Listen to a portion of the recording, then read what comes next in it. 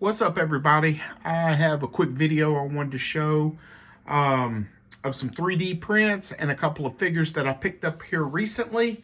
And yeah, just a quick little video. So the first thing I picked up, well, my wife got it for me while we were on a Target run, is the Target exclusive Obi-Wan Kenobi, where he's in this outfit towards the beginning of the movie. And this is just an outstanding figure. If you can see the head sculpt right there, just looks real good. And I love the soft goods. Got a backpack with the latches come up. Just a good looking figure. So real happy to get this one in the collection. The next thing I picked up is this WWF motorcycle. I am gonna sand this down, at least I'm going to attempt to, or I might get something to put on as a cover because I don't know how hollow that is inside there, and remove this emblem. And yeah, this was just 10 bucks off Macari, and I like buying any type of 1/12 scale motorcycles. Now it looks like this engine comes out because, you know, with the WWF wrestling line vehicles, they're like smash vehicles where you could take them apart, where I guess the wrestlers are destroying them. There's a clip for something right there. I have no idea what goes there. I really don't care. But what I am going to attempt to do is, these handles are a little too thick for a 6-inch figure. So I might try to sand some of this down where it's a little bit halfway, where I can at least get the figures to grip that. And what I want to attempt to do is paint the engine block silver and then do my very first black wash where it gets into the crevices and shows off some of this sculpted detail. I want to paint the rims. I want to definitely paint the chain, and just have fun with it since it was super cheap. But to give you an idea, and again, I can't get the handles on the hands, but we have a G.I. Joe classified stalker right here, and you can see, oops, scales somewhat pretty good. Of course, it's one of them ones where you set kind of back, and there's no peg holes right there. But yeah, I do think it'll work fine with the figures. I want to paint that seat too. But yeah, just gonna have fun with that. Just a little project car. And let's see, over here we picked up some Figuring Dan, 2 more of those during Amazon's Cyber Monday deal. Each one of these was $9. I picked up 2 more of the New Republic security droids. So got those added to the collection. And the main thing I wanted to show off was some of the new 3D prints. And as you know, I have fun 3D printing several items that I find off Thingiverse. And I found these weight plates, and you can see where my extruder, where I guess it's doing the ironing phase on here, it kind of gives it a rough look. But I'm going to try to take that out when I paint it and stuff. But this resembles somewhat of a 45 plate, a 35-pound plate, and possibly a 25-pound plate right here. And you can see what they look like right there. The back end's a little rough because, again, my printer prints everything on default settings on a raft. And with my FlashForge Flash Print slicing software, lately I've just been going to the default fine settings and just letting the machine do most of the work for me. So yeah, I made a ton of these plates, as you see in here. And I also made a couple of dumbbells. And as you know, when you're 3D printing, the first one sometimes doesn't come out the way you want. But it was rather small. This is probably like a 10-pounder or maybe even a 5-pounder. But it's extremely small. But let's get old Stalker back in here. And you know what? We need to put the plates up here for comparison. There he is with a 45-pound plate. About a 35-pound plate and the 25-pound looking plate. Here he is with the super small dumbbell. If he's in physical therapy, trying to get his muscles back into good working shape, he would start small. This is probably about a 15-pounder, maybe a 10-pounder. And now when you scale these up, because I didn't make the files, I found them on Thingiverse. So if I want the dumbbell portion to be bigger, it's going to make the hand grip wider. It's just the way it works. If you scale this up, it's going to scale that up. And it's just, you play with it in slicing software and just have a good time with it. And this is probably about a 25, 30-pounder. And yeah, these look great. I don't want to go too much bigger because, as you can see, the handle's getting way too big. But yeah, that looks great right there. The next thing I found was this awesome trash can file. And it resembles, oh, I didn't get that support off right there. We'll do that right now. A little live support removal right there on the channel. All right. It's got this HD emblem. I'm not sure if that's the initials of the artist that designed this, or maybe Home Depot or Heavy Duty. I don't know.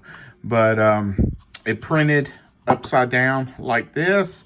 It had supports all on the inside because you got to have something to support this portion towards the end of the print. Otherwise, the extruder will just print in the air and you'll have a mess. So it's a little rough right up in here, again, because this portion is on the raft. But this is a great looking trash can. It's basically one of those Rubbermaid trash cans. But yeah, this thing looks pretty good. Stand in it. But that's how it scales next to a G.I. Joe 6-inch classified figure. So made a few of these right here. So yeah, real happy with those prints. Now the next thing I printed, each one of these columns took about 13.5 to 14 hours. So when I'm making each one, you got to remember, as I've mentioned before in my videos, I have a FlashForge Adventure 3 PLA printer, and the bed that it prints on can only print 150 by 150 by 150 millimeters.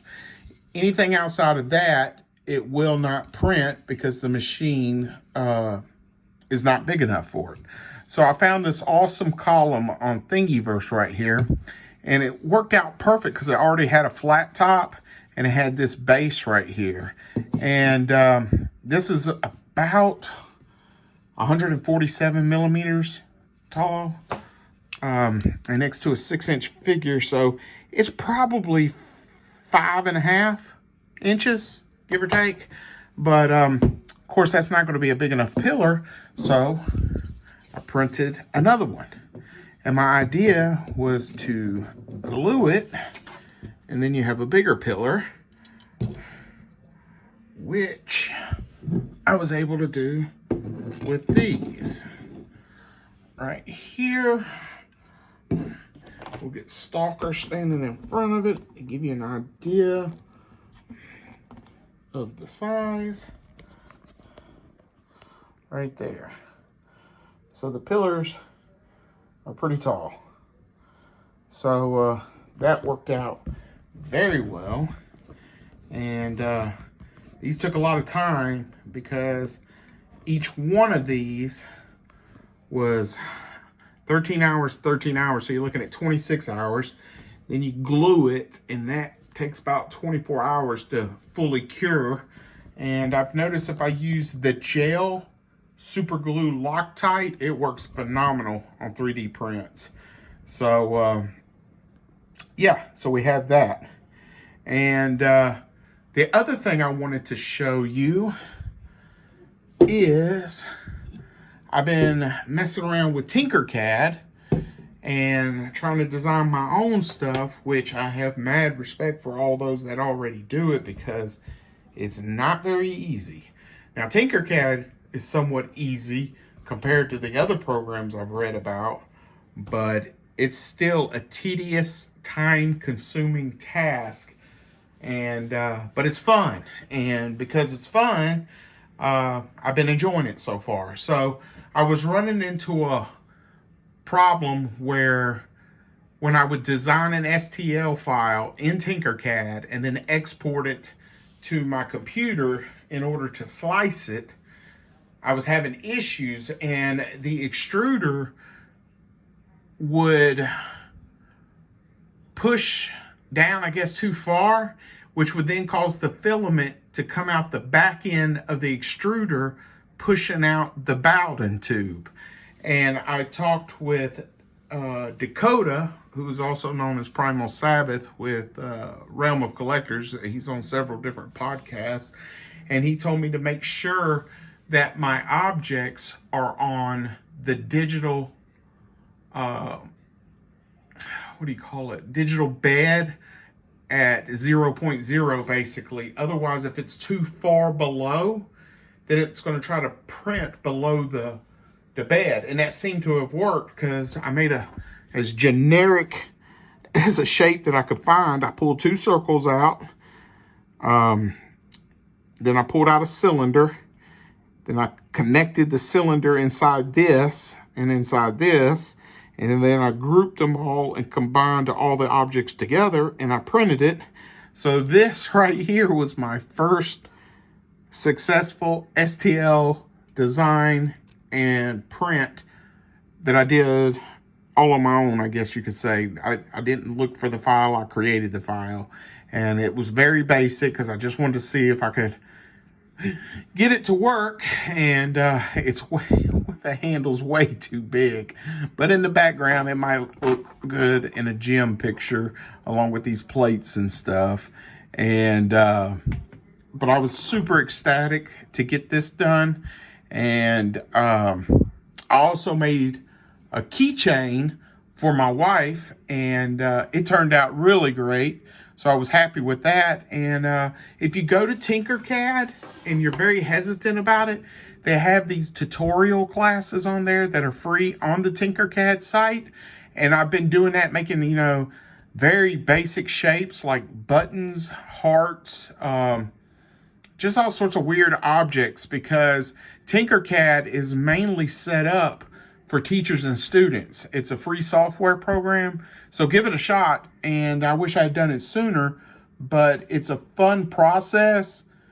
But there's definitely a huge learning curve in doing it. But like I said, it is very worthwhile to create something in a digital field and then move it over to a 3D printer. And now you've got the actual object in hand of what you created. It's very worthwhile, so definitely jump on it.